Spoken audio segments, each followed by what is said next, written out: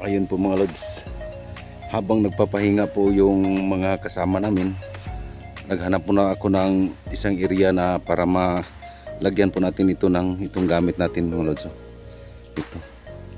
Ito po yung radar locator na gawa po natin. Maghanap po tayo ng site para makuha po natin yung saktong direction kung malapit na ba tayo o sa malayo pa ba mula sa pinahingaan natin ngayon dito sa site. Medyo malayo pa rin daw sabi ng pero i-try po natin malukit kung kaya ba malukit dito po sa gamit natin yung kuweba daw. Ito mga lods, ito makulimlim po ngayon dito mga lods kasi tag-ulan po yung nakapunta kami sa site. I-try muna natin dito kung kaya ba na masagap mga lods. Dito tayo. Ito mga lods, yung mga kasama ko nandun po sa nag-prepare ng pananghalian po namin kasi medyo malayo-layo na po mga lods. Try po natin mga lods.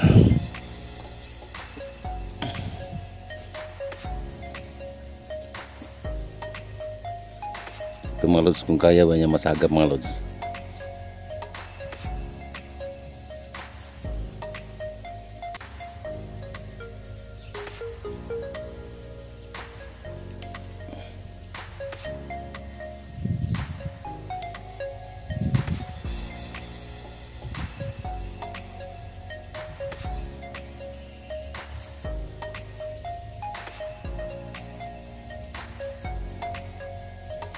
Medyo malayo-layo pa rin mga lods. Ito malayo pa yung control niya mga lods.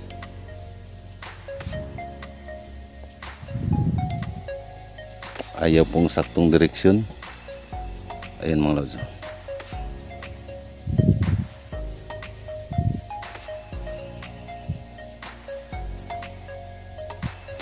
Okay mga lods, maghanap muna tayo mga lods ng ibang location. Parang nandito po tayo sa sikip na mga lods, kailangan tayo ng open. Ayan mga lods,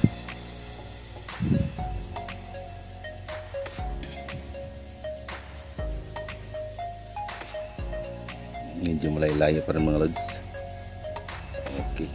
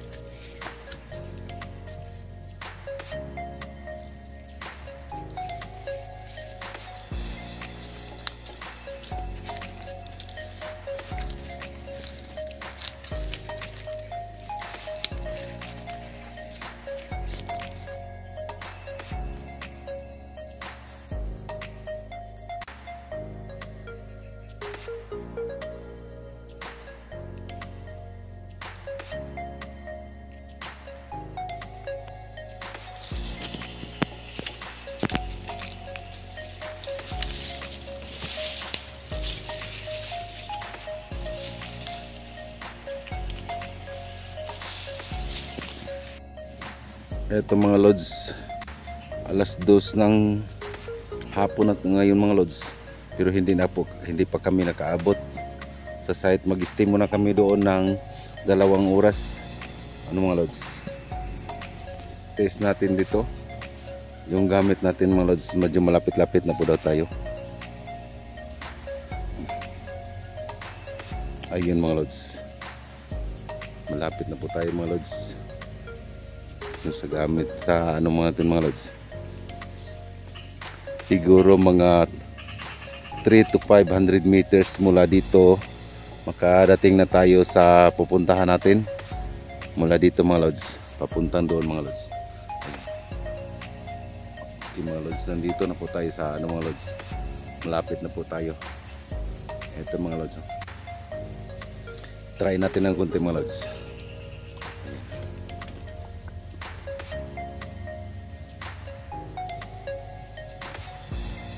Marami po tayong pinagdaanan mula sa pinagbilinan namin ng mga sasakyan namin.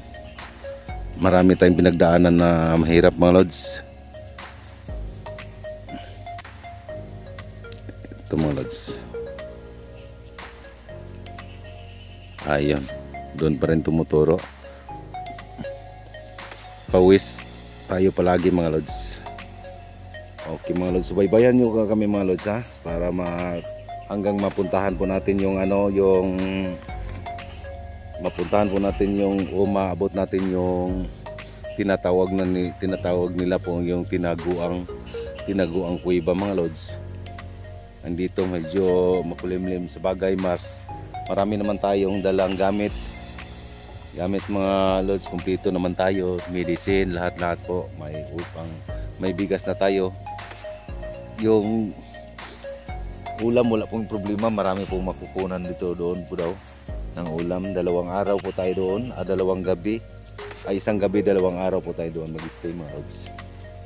Makikita po natin doon mahigit 6 o 7 oras na yung lakbay namin o yung pinaglakaran po namin.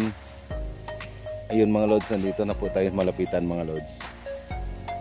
Okay, abangan po nyo mga lods yung exploration natin doon sa kuweba pagdating natin doon.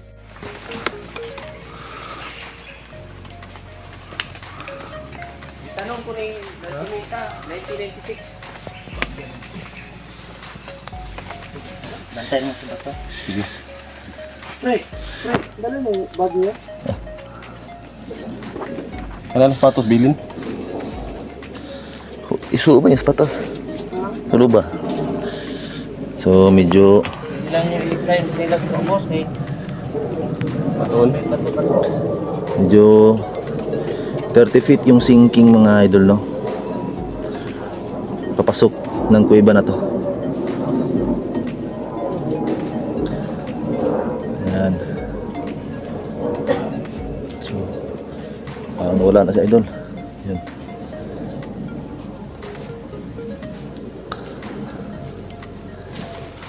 Asas niya lagi? Pilik.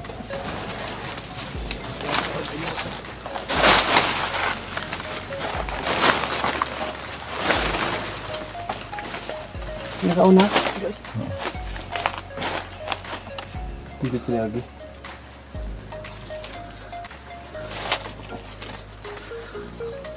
So, ngayon guys, lubos. Saan lang. Oh, hindi lang. Madawa na video na kay. Ah, hindi lang. Hindi na.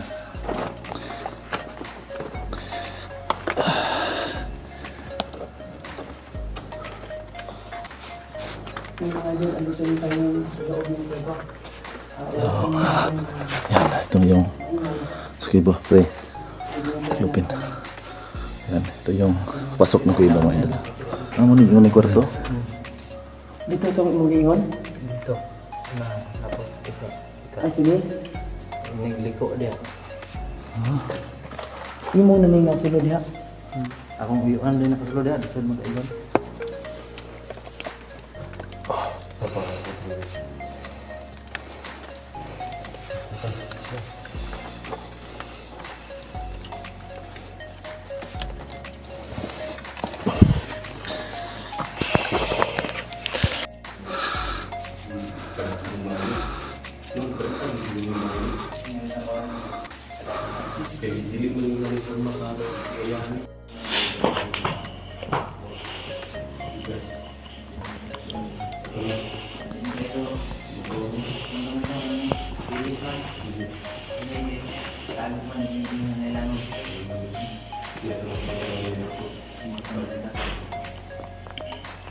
Yung